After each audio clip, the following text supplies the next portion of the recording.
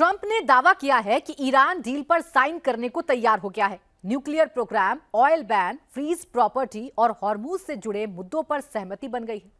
Iran ने Trump के दावे को झूठा बताया है। ईरान का कहना है कि ट्रंप पहले $24 बिलियन का फंड दें, उसके बाद ही डील पर साइन होंगे। ट्रंप जहाज भरकर कैश देने के बाद भी ईरान का परमाणु मटेरियल नहीं ले पाएंगे। ईरान ने सीज फायर के दौरान बहुत बड़ा गेम कर दिया है। ट्रंप की डील को नेतन्याहू ने एक बार फिर बेरूत पर भारी बमबारी करके बड़ा झटका दे दिया है। क्या बेरूत पर बमबारी से ईरान फिर बिदक जाएगा, डील तोड़ देगा? फुल डिटेल इस रिपोर्ट में।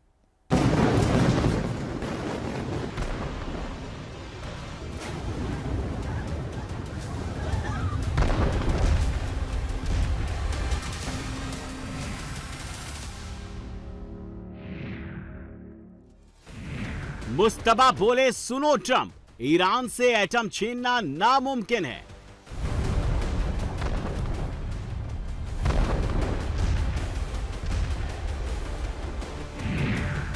ट्रंप $24 बिलियन देकर भी क्या ईरान का एटम नहीं ले पाएंगे?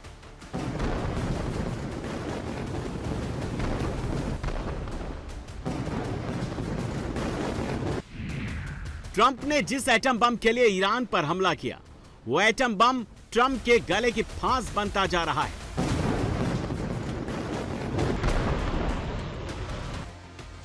मुस्तबा से एटम बम छीनना ट्रंप के लिए असंभव दिख रहा है। ईरान से 440 किलो इनरिच्ड यूरेनियम निकालना अमेरिका के लिए नामुमकिन होता दिख रहा है। वजह जानने के लिए पहले यह तस्वीर देखिए। ये ईरान के यज़्द शहर की मिसाइल सिटी है। अमेरिका ने यहां GUU-57 जैसे भारी भरकम बंकर बम गिराए, मगर मिसाइल सिटी का कुछ नहीं बिगाड़ पाए।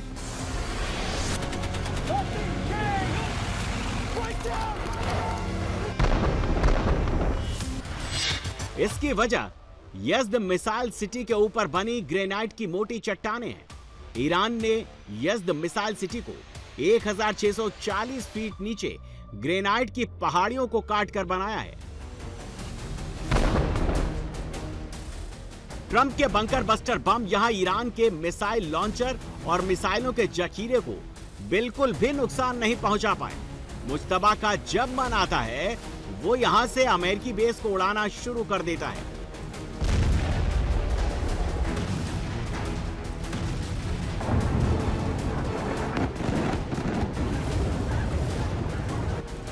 यज़्द की मिसाइल सिटी की तरह इस्फहान की न्यूक्लियर साइट पर ग्रेनाइट की छत नहीं है। यहां कंक्रीट और मेटल की मजबूत दीवारें हैं, जिन्हें GBU-57 बंकर बस्टर बम से अंदर तक भेदना बेहद मुश्किल है।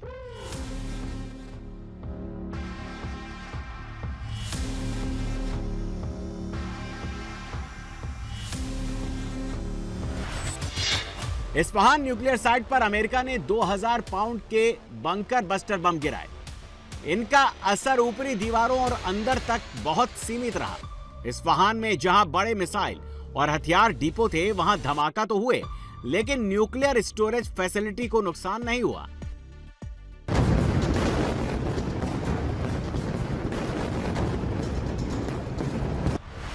दरअसल 2000 पाउंड का GBU-57 bunker buster bomb 2000 feet की गहराई तक ही तबाही मचा सकता है। ईरान ने अमेरिकी और इजराइल खतरे से बचने के लिए इस्फहान के मेन इनरिचमेंट सेंटर इससे भी अधिक गहराई में बनाए। इसी वजह से ट्रंप के हमले ईरान की एटॉमिक क्षमता को खत्म नहीं कर पाए। इस्फहान में अंदर भूमिगत सुरंगों में रखे परमाणु मटेरियल को कोई खास नुकसान नहीं हुआ, ना ही कोई रेडिएशन लीक हुआ। ट्रंप इस्फहान का इनरिच्ड मटेरियल चुराने के लिए ग्राउंड ऑपरेशन को हरी झंडी दे चुके थे। अमेरिका के स्पेशल ऑपरेशन फोर्सेस को टारगेट मिल चुके थे। नेवी सील्स को कई महीने तक इस्फहान में ऑपरेशन करने की स्पेशल ट्रेनिंग भी करा दी गई थी। रेंजर्स को तैयार कर लिया गया था। भारी विरोध और खतरे को देखते हुए ट्रंप ने प्लान एक्टिवेट नहीं किया, बल्कि वहां बार बार हमले कराए।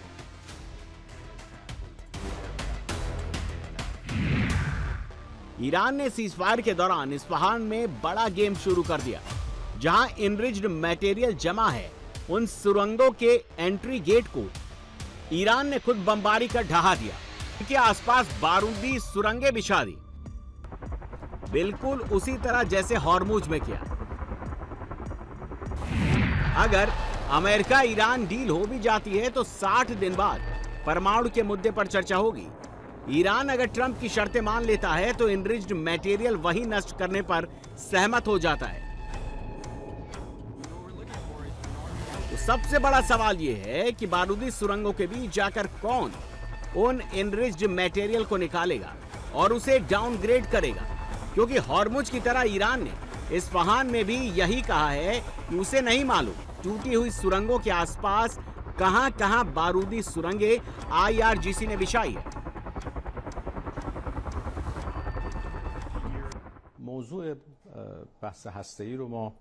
कई वजहों से हमने परमाणु मुद्दे को अंतिम समझौते के फेज के लिए टाल दिया। मौजूदा हालात में इस मुद्दे पर बातचीत संभव नहीं थी और उनकी शर्तें हमारे लिए कबूल नहीं थी। इसीलिए पहले चरण में हमने उन मुद्दों को शामिल किया जिन पर सहमति बन सकती थी और परमाणु मुद्दे को दूसरे चरण के लिए छोड़ दिया। ये फेज अधिक मुश्किल होगा, जिसके लिए 60 दिनों की बातचीत की योजना बनाई गई है। परमाणु फैसिलिटी के आसपास बारूदी सुरंगें बिछाने के बाद क्या ट्रंप के पास विकल्प है कि वो ईरान का परमाणु बम बनाने लायक इनरिच्ड यूरेनियम निकाल सकते हैं? विकल्प नंबर 1, अमेरिकी नेवी के पास लेजर और सोनार तकनीक से जमीन और मलबे के नीचे छिपी बारूदी सुरंगों का सटीक पता लगाया जा सकता है। अमेरिकी नेवी के पास M60 हेलीकॉप्टर और airborne laser mine detection system है।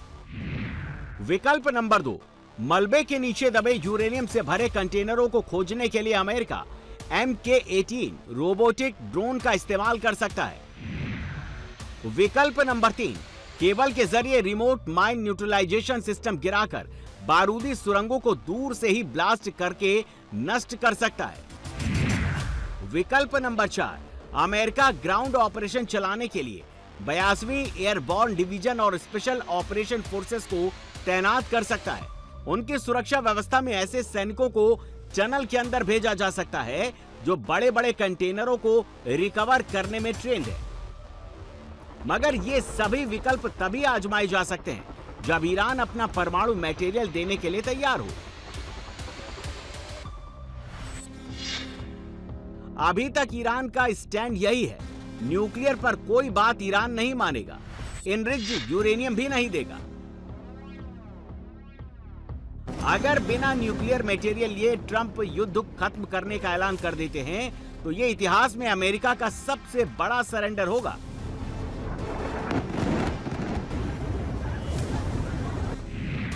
इंटरनेशनल परमाणु एजेंसी IAEA का दावा है कि उन गुप्त ठिकानों की पहचान करना ही मुश्किल है जहां परमाणु बम बनाने लायक मटेरियल ईरान ने छुपाए हैं। रिपोर्ट्स के मुताबिक 440.9 किलो इनरिच्ड यूरेनियम से 10 परमाणु बम बनाए जा सकते हैं। इसे इस्फहान में जमीन के बहुत नीचे सुरंगों के अंदर छिपाकर उसे मिट्टी से पाट दिया गया। ईरान के पास 184.1 किलो यूरेनियम 20% तक इनरिच्ड है। इसे बहुत कम प्रयास से हथियार ग्रेड यूरेनियम में बदला जा सकता है। ईरान के पास 6024.4 किलो यूरेनियम 5% तक इनरिच्ड है। इसका इस्तेमाल परमाणु ऊर्जा में किया जा सकता है।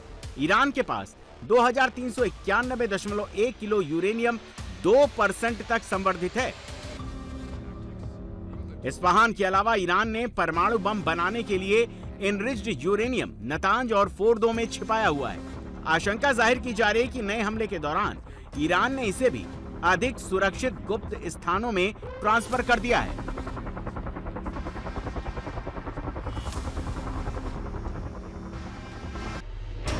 अब सबसे बड़ी बात जिसका इंतजार पूरी दुनिया को है, अमेरिका और ईरान के बीच डील कब होगी, हॉर्मुज कब खुलेगा और तेल के जहाज का आना जाना कब शुरू होगा। ईरान अमेरिका डील में दलाली करने वाले पाकिस्तान के प्रधानमंत्री का दावा 24 घंटे में डील साइन हो जाएगी। ट्रंप भी यही कह रहे हैं। ईरान MOU पर साइन कर देगा। पाकिस्तान और अमेरिका एक भाषा बोल रहे हैं। मुस्तबा कह रहे हैं अभी ट्रंप को और इंतजार कराइए, ईरान को कोई जल्दीबाजी नहीं है। ईरान का विदेश मंत्रालय ट्रंप और शहबाज के दावों की धज्जियां उड़ा रहा है। इस्लामाबाद मेमोरेंडम पर अभी साइन नहीं होंगे। पेच कहां फंसा हुआ है? डील का प्रोसेस धीमा क्यों है?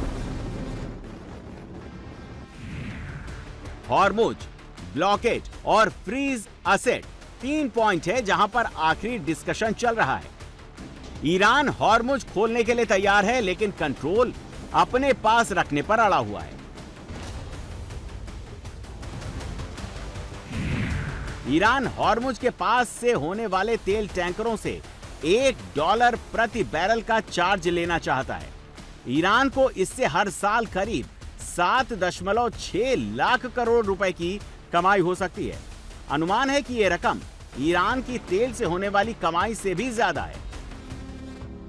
ट्रंप तब तक ब्लॉकेड हटाना नहीं चाहते जब तक ईरान हॉर्मुज को फ्री नहीं कर देता। वहीं ईरान तब तक MOU पर साइन नहीं करना चाहता जब तक अमेरिका उसके फ्रीज असेट्स डी फ्रीज नहीं कर देता। ट्रंप डील के बाद भी $26 बिलियन का फंड डी फ्रीज करना चाहते हैं। सोशल मीडिया में ट्रंप का मजाक उड़ाया जा रहा है। उन्होंने ईरान के आगे सरेंडर कर दिया है। ट्रंप 2015 में ओबामा और खमेनी के बीच हुई डील को सबसे बुरी डील बताते हैं। तब अमेरिका ने $1.7 बिलियन ईरान को दिए थे। 2026 में ट्रंप $26 बिलियन दे रहे हैं। ट्रंप इसे बहुत बड़ी जीत बता रहे हैं, जबकि अमेरिकी मजाक उड़ा रहे हैं कि ट्रंप ने ईरान को सब कुछ दे दिया, बदले में अमेरिका को कुछ नहीं मिला। इस समझौते के तहत हमारी सभी फ्रीज संपत्तियां रिलीज की जाएंगी। उनमें से कोई भी ब्लॉक नहीं रहेगा। ये पूरी तरह से साफ है। ईरान को हुए नुकसान की भरपाई के लिए इस समझौते में एक आर्थिक योजना भी बनाई गई है। जैसा कि मैंने कहा, ये उन मुद्दों में से एक है जिसकी डिटेल पर अभी विस्तार से चर्चा की जानी बाकी है।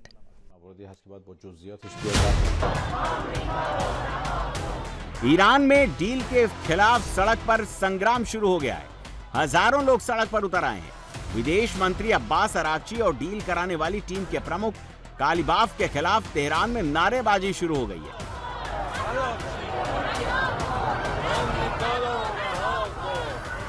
ईरान के कट्टरपंथी गुटों और रूढ़िवादी नेताओं का आरोप है कि डील ईरान की ओर से झुकने जैसा कदम है। युद्ध में जो फायदा ईरान को मिला है वो बेकार चला जाएगा। ईरान के कट्टरपंथियों के पीछे IRGC बताई जा रही है। डील के मुद्दे पर IRGC के कमांडरों और तेहरान की सरकार के बीच मतभेद बढ़ते जा रहे हैं।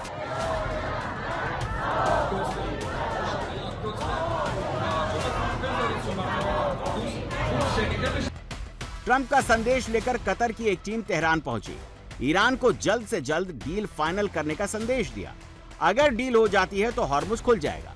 ओमान की खाड़ी से अमेरिका की नाकेबंदी हट जाएगी। बाकी विवादित मुद्दे 60 दिन में सुलझ जाएंगे। अगर नहीं सुलझे तो MOU रद्द हो जाएगा और फिर से बम, गोला, मिसाइल चलने लगेगी। साउथ लेबनान में तो अब भी मिसाइलें और बम गोला चल रहे हैं। इजराइल ने बेरूत में नए हमले शुरू कर दिए हैं। IDF ने बेरूत में हिजबुल्लाह के ठिकानों पर हवाई हमले का वीडियो जारी किया है। इस वीडियो में एक बिल्डिंग पर बमबारी की गई है।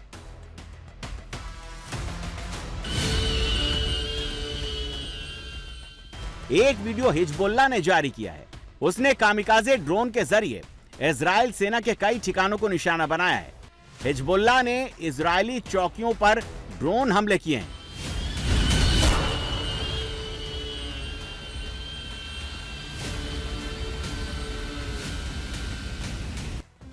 हिजबुल्लाह ने पहली बार इजराइल के हेरोन ड्रोन को मार गिराया। हिजबुल्लाह ने ईरान में बनी 358 मिसाइलों से हेरोन ड्रोन को निशाना बनाया।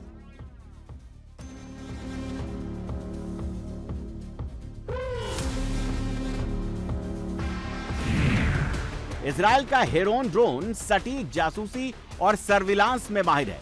यह आसमान में लगातार 45 घंटे तक रह सकता है। 35,000 फीट की ऊंचाई तक उड़ान भरने में सक्षम है। इसकी स्पीड 278 किलोमीटर प्रति घंटा है। सैटेलाइट कनेक्टिविटी के जरिए हेरोन ड्रोन 1000 किलोमीटर तक जाकर ऑपरेशन और मिशन को अंजाम दे सकता है।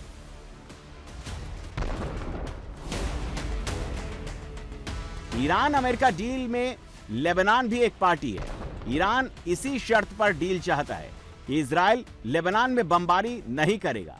इजराइल रुकने का नाम नहीं ले रहा। साउथ लेबनान और बैरूत में लगातार हवाई हमले कर रहा है। क्या नेतन्याहू फिर ट्रंप को युद्ध में घसीट लेंगे?